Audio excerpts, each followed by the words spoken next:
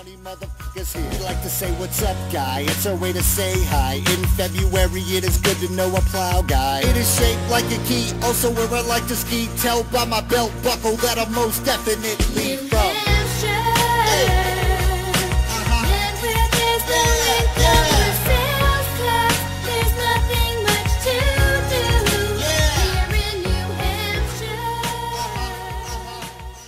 What's up, my diggers? So today we had a new permission, one that I've had permission to go to for quite some time now, at least a year. I always knew that I had it.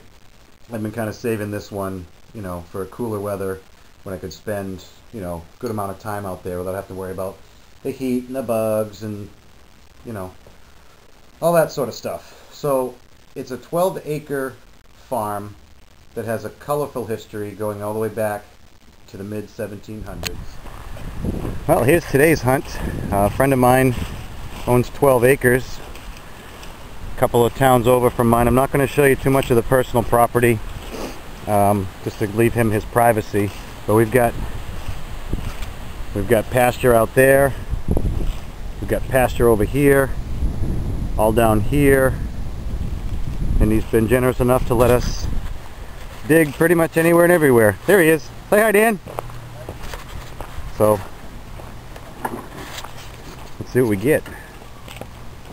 And it was me and Mom and just Bob this time. Just Bob had to bail out halfway through the hunts for domestic maintenance issues, and he found a couple of buckles. I don't think I got anything, you know. I didn't record any of his digs. They weren't really, you know, spectacular or anything like that. We were just wandering around these 12 acres and checking out the animals. Got a lot of great animals over there. The dogs are a riot. Hey, buddy. Here's one of his dogs. Very friendly. Come here. Come on. Come here. Come here, babies. What are you doing? Come on. Come here. Oh, here's his flyer. Huh. That's the herding dog. These are Great Pyrenees, or polar bears. There's the boy. Come here, boy. Come on.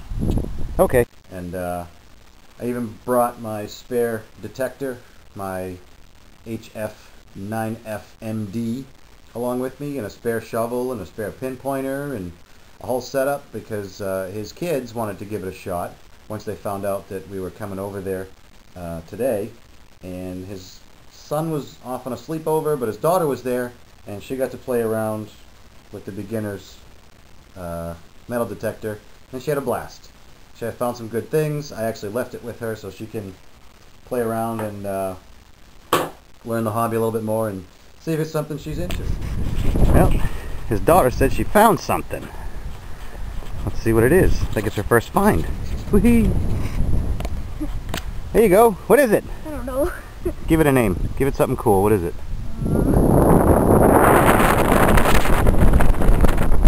Was it your first find? Yeah. Yay! Pretty fun, huh? Yeah. Cool. Good job. Thank you. You found something. It's big.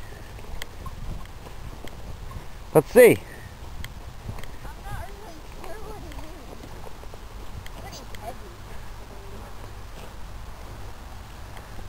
Oh yeah, that's a big one, whatever it is. Huh.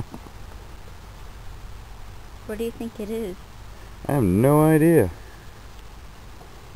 Some kind of pin went through there to connect two pieces of machinery or something. I don't know. Cool. So let me get my finds cleaned up.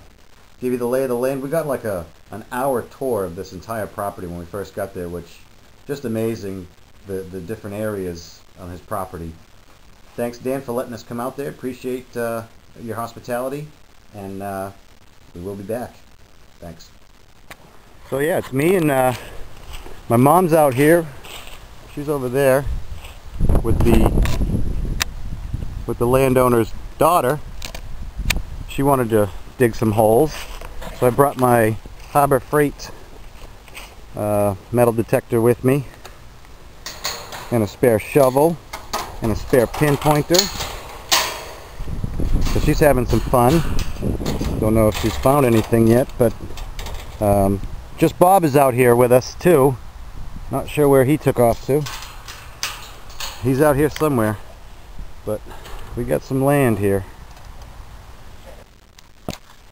So this is the first dig. This was down there. Not sure what it is. It's definitely copper. No clue. I'm still not sure what it is or what it was. I thought maybe I had the core of a battery, but there's no flat end to it, and it's too heavy, it's too thick. A bullet.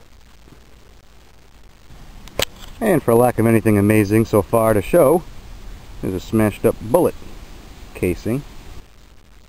I don't know if that got smashed with a farming tool or what. This domed piece of a 2-piece button. That was only 2 inches down. It was still in the plug. Yeah, it's the top part of a 2-piece button. Yeah. Sweet.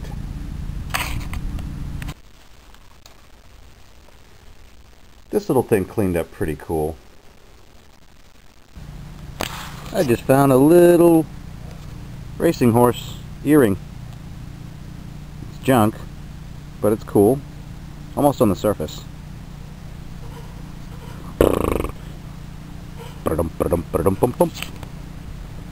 It's not, you know, it's not silver or gold or anything. It's probably either copper or aluminum and was plated at one point, maybe chromed or something. No markings to speak of, but it's just cool to find something like that.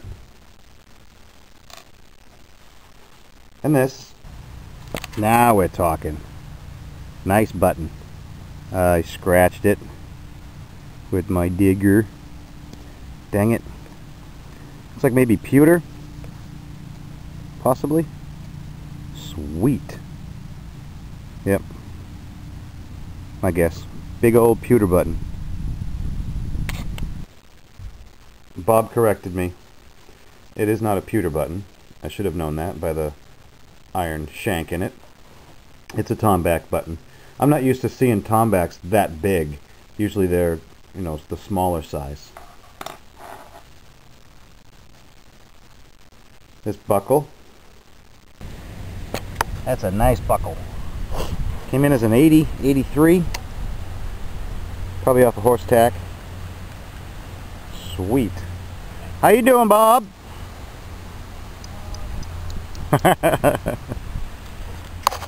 Cool. This is one of the nicer buckles. Not the nicest one today, but one of the nicer ones. So anyway, just dug this nice buckle. Very nice. You can hear my machine chirping away. That's the pulses from the electric fence. That's a cool looking buckle. Rang up like an 83 at 2 inches, but it was all of 6 inches down. It's a big one. You don't really see many big long ones like this, you know. I'm gonna guess this was either off of a horse's saddle or a gentleman's belt, maybe a man's belt. And the find of the day. Now we're talking. Look at that. That is a beauty. That's the outer frame of a colonial shoe buckle. Wow. 1700s for sure. Oh, got a nice little pattern around it. That should clean up nice. I'm gonna check around for the rest of it, but no luck so far. That's awesome. Okay, is this. Very happy to have that. I gotta be real careful with these older pieces. You can see what burnished finish there was on these things, even back then, comes off, revealing that brownish red underneath. So, I couldn't find the other parts to it. Bummer. Another one of these. And an ox knob. I love finding these. It's my second one I've ever found. Pretty cool.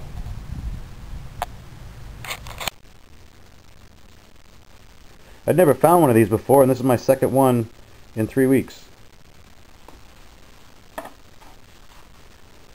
This little buckle looks pretty fancy.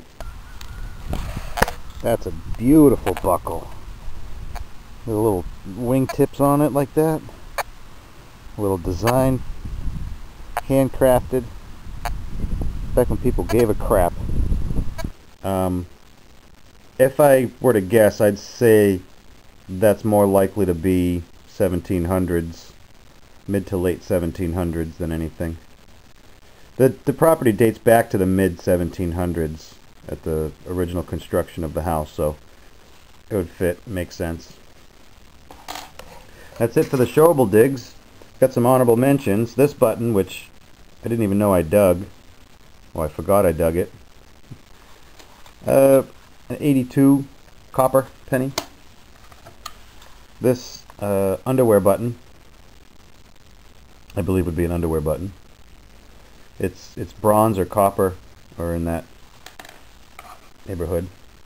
One of these I believe to be the loop off of a horse's bridle that, you know, one leather strap would go through here and the other one would go through here, and you connected them that way. And a shotgun shell. So there you go. Mom didn't really get a lot of camera time this time. Sorry guys.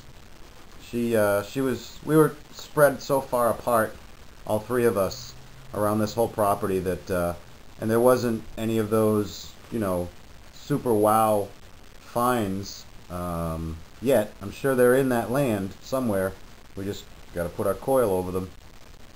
So nobody was, you know, calling anybody over, say, hey, look what I found, that kind of thing. So, but, you know, we had a great time. It was fun, and we will be back. And once again, I'd like to say thank you to Dan, the landowner, for letting us come out there and aerate your lawn a little bit for you. There is another potential dig to happen on this property. Like most old farms, there is a bottle dump in the back that we are pretty sure where it is and what neighborhood it's in, you know, what part of the land it's in. So maybe at some point we'll be able to go back there just with shovels, you know, no detectors, not much point when you're bottle digging, and see what's out there. And once again, thank you for liking, commenting, subscribing, and swing, beat, dig.